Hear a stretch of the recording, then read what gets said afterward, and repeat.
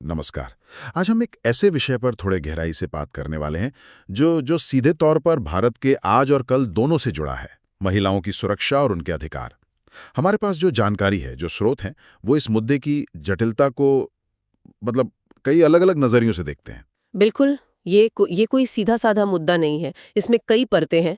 आप देखिए, एक तरफ तो हमारी संस्कृति में, हमारी मान्यताओं में नारी शक्ति की पूजा होती है, देवी मानते हैं। वहीं दूसरी तरफ जब हम रोजमर्रा की जिंदगी देखते हैं तो सुरक्षा और बराबरी को लेके गंभीर सवाल बने हुए हैं, चिंताएं हैं। सही कहा। ये जो विरोधाभास है ना, यही इस चर्चा को शायद और जरूरी बना देता है। हाँ। तो हमारा मकसद आज यही है कि इन स्रोतों में जो जो मुख्य बातें हैं, शायद कुछ चौंकाने वाले तथ्य हों या कोई गहरा विश्लेषण हो, उनको निकाल कर सामने रखें, समझें। देखते हैं ये जानकारी हमें कहाँ ले जाती है। ठीक है। चलिए फिर जमीनी हकीकत से ही शुरू करते हैं। अक्सर बात होती है अपराध के आंकड़ों की।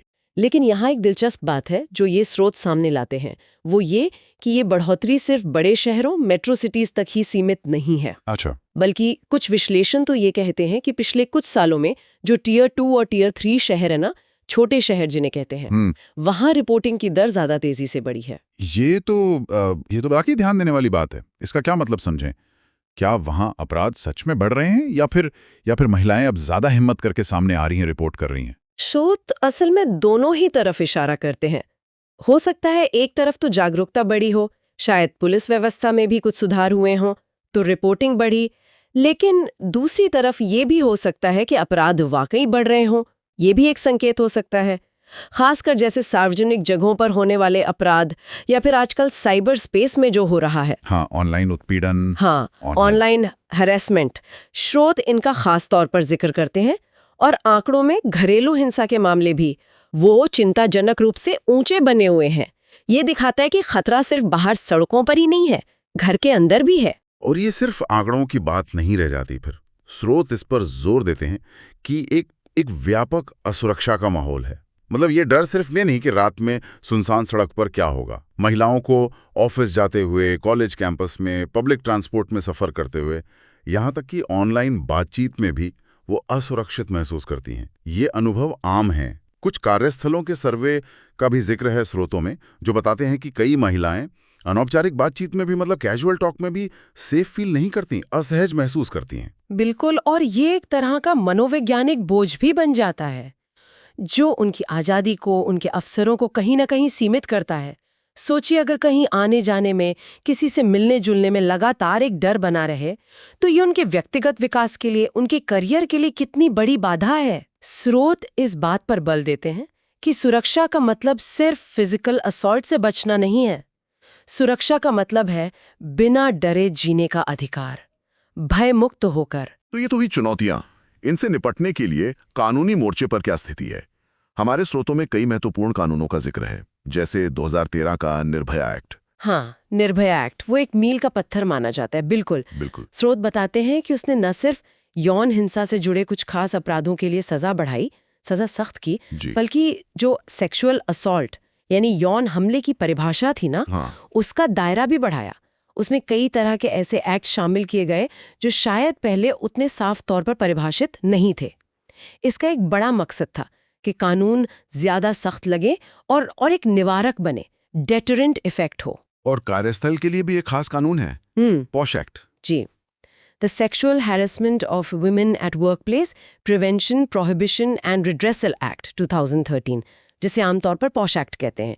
स्रोत इसकी एक खास बात पर ध्यान दिलाते हैं कि हर उस ऑफिस या संस्थान के लिए जहां 10 से ज्यादा कर्मचारी हैं, एक आंतरिक शिकायत समिति, मतलब इंटरनल कंप्लेंट्स कमेटी, ICC बनाना अनिवार्य करता है। अच्छा, ये अनिवार्य है। हाँ, इसका मकसद था कि शिकायतें ऑफिस के अंदर ही सुलझाई जा सके, एक तय प्रक्रिया के तहत, जल्दी और संवेदनशीलता के साथ। और घरेलू हिंसा के मामलों के लिए भी एक अलग कानून है। घरेलू हिंसा से महिला संरक्षण अधिनियम 2005। स्रोत इसकी अहमियत इसलिए बताते हैं क्योंकि ये पहली बार घरेलू हिंसा को बहुत व्यापक रूप से परिभाषित करता है। इसमें सिर्फ शारीरिक हिंसा नहीं है, मानसिक, भावनात्मक, मौखिक और यहाँ तक कि आर्थिक शोषण को भी शामिल किया गया है। आर्थिक शोषण भी? हाँ, और ये कानून पीड़ित महिला को प्रोटेक्शन ऑर्डर, रहने की जगह का अधिकार, आर्थिक मदद, ये सब दिलाने में मदद करता है। तो अगर हम सिर्फ कागज पर देखें तो लगता है कि कानूनी ढांचा तो काफी मजबूत है, सुरक्षा के कई उपाय दिखते हैं, लेकिन यही पर वो असली सवाल आता है जिसका जिक्र स्रोतों में बार बार है, वो है कार्यान्वयन का, इम्प्लीमेंटेशन। बिल्कुल, यहीं पर स्रोत एक बड़ा प्रश्न चिन्ह लगाते हैं। क्या ये कानून जमीनी स्तर पर उतने ही असरदार हैं जितने कागज पर मजबूत दिखते हैं? स्रोत कुछ चिंताजनक बातें सामने रखते हैं, जैसे पॉश एक्ट के तहत जो आईसीसी बननी चाहिए, कई जगहों पर उनकी कार्यप्रणाली में खामियां मिली हैं। कहीं समिति ठीक से बनी ही नहीं है, कहीं सदस्यों को ट्रेनिंग नहीं मिली, या कई प्रक्रिया इतनी लंबी और जटिल है कि महिलाएं शिकायत करने से ही हिचकीती हैं। इसी तरह घरेलू हिंसा के मामलों में स्रोत बताते हैं कि पीड़ित महिला के लिए आज भी पुलिस स्टेशन जाना, शिकायत दर्ज कराना और फिर वो पूरी कानूनी प्रक्रिया से गुजरना, ये एक बहुत बड़ी चुनौती है, खासकर सामाजिक दबाव के चलते। हाँ, सामाजिक दबाव और जानकारी की कमी ये बहुत बड़े कारण है। स्रोत इस बात पर भी रोशनी डालते हैं कि कई मामलों में सबूत जुटाना कितना मुश्किल हो जाता है, खासकर घरेलू हिंसा या यौन उत्पीड़न जैसे मामलों में, जहां गवाह मिलना आसान नहीं होता। और फिर हमारी न्याय प्रक्रिया की अपनी धीमी गति है, वो तो जगजाहिर है। स्रोतों में ये भी जिक्र है कि कन्विक्शन रेट, मतलब सजा दिलाने की दर, महिलाओं के खिलाफ होने वाले कई तरह के अपराधों में अभी भी काफी कम है, जो कहीं ना कहीं अपराधियों के मन से कानून का डर कम करता है। सही कहा, कानून का होना एक बात है और उसका प्रभावी ढंग से लागू होना दूसरी।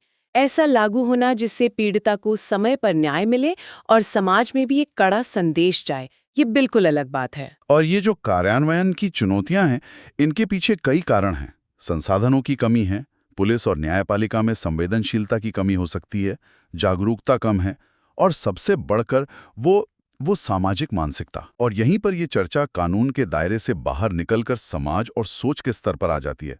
स्रोत इस बात पर बहुत जोर देते हैं कि महिलाओं की सुरक्षा का मुद्दा सिर्फ पुलिस और अदालतों तक सीमित नहीं रह सकता। निश्चित रूप से स्रोत ये तर्क देते हैं कि कानून अपनी जगह बहुत जरूरी हैं, लेकिन वे तब तक पूरी तरह कामयाब नहीं हो सकते जब तक समाज की सोच में बुनियादी बदलाव ना आए। अगर परिवार में ही लड़के और लड़की में भेद किया जाता है, अगर महिलाओं को कमतर समझा जाता है, उन्हें इज्जत के नाम पर कंट्रोल करने की कोशिश होती है, तो यही सोच तो घर के बाहर भी हिंसा और भेदभाव को बढ़ावा देगी। हाँ, इन स्रोतों को पढ़ते हुए एक बात जो मुझे खास तौर पर लगी वो ये थी कि हम सुरक्षा शब्द को कितना संकीर्ण कर देते हैं। अक्सर इसे सिर्फ शारीरिक बचाव तक ही सीमित मान लिया जाता है ना? बिल्कुल, जबकि स्रोत असली सुरक्षा की एक ज्यादा गहरी, ज्यादा व्यापक परिभाषा सामने रखते हैं। उनके अनुसार असली सुरक्षा तब मिलती है जब महिलाओं को समाज में बराबरी का दर्जा मिले, जब उन्हें अपनी जिंदगी के फैसले खुद लेने की आज़ादी हो, जब उन्हें अच्छी शिक्षा मिले, स्वास्थ्य सेवाएं मिले और वे आर्थिक रूप से आत्मनिर्भर हों। अच्छा, आर्थिक आत्मनिर्भरता। हाँ, ये सारे पहलू मिलकर एक ऐसा सुरक्षा कवच बनाते हैं जो सिर्फ बाहरी हमलों से नहीं बचाता, बल्कि शोषण और अन्याय के हर रूप से बचाता है। ये बहुत महत्वपूर्ण बिंदु है। आर्थिक आत्मनिर्भरता कैसे सुरक्षा से जुड़ती है, इस पर स्रोत क्या कहते हैं? स्रोत बताते हैं कि जब एक महिला आर्थिक रूप से स्वतंत्र होती है तो उसके पास विकल्प होते हैं। वो किसी अपमानजनक रिश्ते से या शोषण वाली स्थिति से बाहर निकलने का साहस कर पाती है, हिम्मत जुटा पाती है। शिक्षा उसे अपने अधिकारों के बारे में जागरूक बनाती है, सवाल पूछने की हिम्मत देती है। बराबरी का सम्मान उसे समाज में एक सक्रिय भागीदार बनाता है, न कि सिर्फ किसी पर निर्भर। स्रोत इस बात पर बल देते हैं कि ये चीजें सिर्फ अच्छी बातें नहीं हैं, ये असल में महिलाओं के खिलाफ हिंसा को रोकने के शक्तिशाली औजार हैं, टूल्स हैं। मतलब सुरक्षा का मुद्दा सिर्फ रोकथाम या प्रिवेंशन का नहीं है, बल्कि सशक्तिकरण यानी एम्पावरमेंट का भी है। जब महिला सशक्त होगी तो वो अपनी सुरक्षा शायद बेहतर कर पाएगी और अन्याय का विरोध भी कर पाएगी। बिल्कुल, और ये बदलाव सिर्फ महिलाओं के सोचने से नहीं आएगा, ये भी समझना जरूरी है। स्रोत इस बात पर जोर देते हैं कि पुरुषों की मानसिकता और व्यवहार में बदलाव लाना भी उतना ही जरूरी है। उन्हें समानता और सम्मान के मूल्यों को अपनाना होगा। घर से लेकर ऑफिस तक, हर जगह महिलाओं के लिए एक सुरक्षित और सपोर्टिव माहौल बनाने में उन्हें एक्टिव भूमिका निभानी होगी। इन सब गंभीर चुनौतियों और जरूरी बदलावों के बीच क्या स्रोतों में कुछ सकारात्मक पहलू भी दिखते हैं, कुछ उम्मीद की किरणें? हाँ, और ये देखना भी जरूरी है। तस्वीर का वो पहलू भी अहम है। स्रोत हमें याद दिलाते हैं कि तमाम रुकावटों और संघर्षों के बावजूद भारत की महिलाएं लगातार आगे बढ़ रही हैं और हर क्षेत्र में अपनी असाधारण प्रतिभा और दृढ़ संकल्प का प्रदर्शन कर रही हैं। स्रोत किन क्षेत्रों का खास तौर पर जिक्र करते हैं? कई क्षेत्रों का। स्रोत बताते हैं कि विज्ञान और तकनीक में, चाहे वो ISRO के मिशन हो या बड़ी टेक कंपनियों का नेतृत्व, भारतीय महिलाओं की भूमिका बढ़ रही है। खेल जगत में देख लीजिए, अंतर्राष्ट्रीय स्तर पर हमारी महिला एथलीट कितनी सफलता पा रही हैं। प्रेरणा है वो। हाँ बिल्कुल। रक्षा सेवाओं में महिलाओं की भागीदारी बढ़ रही है, जो क्षेत्र पहले सिर्फ पुरुषों के माने जाते थे। राजनीति में, कॉर्पोरेट जगत में, हर जगह महिलाएं लीडरशिप रोल्स में आ रही हैं। स्रोत इन उपलब्धियों को सिर्फ व्यक्तिगत सफलता की तरह नहीं देखते, समाज में जो पुरानी रूढ़िवादी सोच है ना, उसको चुनौती देती हैं। ये साबित करती हैं कि अगर मौका मिले तो महिलाएं किसी भी क्षेत्र में कमाल कर सकती हैं, पुरुषों से कम नहीं है। ये युवा लड़कियों के लिए रोल मॉडल बनती हैं, उन्हें बड़े सपने देखने के लिए प्रेरित करती हैं, और साथ ही ये सफलताएं इस मांग को और मजबूत करती हैं कि महिलाओं को सुरक्षा और समान अवसर मिलने ही चाहिए, क्योंकि वे समाज की प्रगति में बराबर की भागीदार हैं। ये वाकई एक शक्तिशाली संदेश है। ये महिलाएं न सिर्फ अपने लिए नए रास्ते बना रही हैं, बल्कि वे पूरे समाज के लिए बदलाव का एक जरिया बन रही हैं। उनकी सफलता दिखाती है कि सुरक्षा और अधिकार सिर्फ जरूरतें नहीं हैं, बल्कि ये वो पंख हैं जो उन्हें ऊंची उड़ान भरने में मदद करते हैं। और ये भी जरूरी है कि हम उनकी इन सफलताओं का जश्न मनाएं, सेलिब्रेट करें, लेकिन साथ ही ये ना भूलें कि अभी भी बहुत सी महिलाओं के लिए बुनियादी सुरक्षा और समान अवसर एक सपना ही है। तो ये उपलब्धियां हमें प्रेरित करें कि हम उस सपने को हकीकत बनाने के लिए और ज्यादा कोशिश करें। तो हमने जमीनी हकीकत के कुछ चौंकाने वाले पहलुओं को देखा, कानूनों की ताकत और उनकी सीमाओं को समझा, सामाजिक सोच की गहरी जड़ों पर बात की और प्रेरणा देने वाली उपलब्धियों का भी जिक्र किया। अगर इस पूरी चर्चा का एक सार निकालें तो स्रोतों का मुख्य संदेश क्या उभर कर आता है? मेरे विचार में स्रोतों का सबसे महत्वपूर्ण संदेश ये है कि महिलाओं की सुरक्षा और अधिकारों का मुद्दा ये किसी एक मंत्रालय का काम नहीं है, या किसी एक कानून का, या किसी एक दिन के अभियान तक सीमित नहीं है। ये एक लगातार चलने वाला बहुआयामी प्रयास है, जिसे हमारी रोजमर्रा की सोच का हिस्सा बनना होगा, हमारी संस्थाओं की कार्यप्रणाली का हिस्सा बनना होगा, हमारी नीतियों का स्थायी हिस्सा बनना होगा। ये टुकड़ों में नहीं हो सकता, इसे पूरी समग्रता में देखना होगा। बिल्कुल। और जैसा कि स्रोतों में आखिर में कहा गया है, ये सिर्फ महिलाओं का मुद्दा नहीं है, ये पूरे समाज के स्वास्थ्य से, उसकी मजबूती से जुड़ा है। जब देश की आधी आबादी सुरक्षित महसूस करेगी, सम्मानित महसूस करेगी, सशक्त महसूस करेगी, तभी तो पूरा समाज अपनी पूरी क्षमता के साथ आगे बढ़ पाएगा। महिलाओं की प्रगति असल में राष्ट्र की प्रगति का आईना है। समाज का संतुलन तभी बनता है जब सभी सदस्यों को बराबर के मौके मिले, बराबर की सुरक्षा मिले। अगर एक बड़ा हिस्सा पीछे छूट जाता है या डर में जीता है, तो समाज का विकास तो अधूरा ही रहेगा। इसलिए ये हम सब की, मतलब पूरे समाज की साझा जिम्मेदारी है। तो इस गहन चर्चा के अंत में हम अपने श्रोताओं के लिए एक विचार छोड़ना चाहेंगे, जो सीधे तौर पर इन स्रोतों से ही निकला है।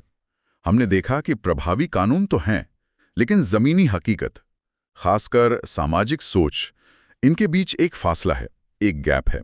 इस फासले को कम करने के लिए व्यक्तिगत स्तर पर और सामूहिक स्तर पर ऐसे कौन से ठोस और व्यावहारिक कदम हो सकते हैं जिन्हें हम अपनी रोजमर्रा की जिंदगी में अपना सकें?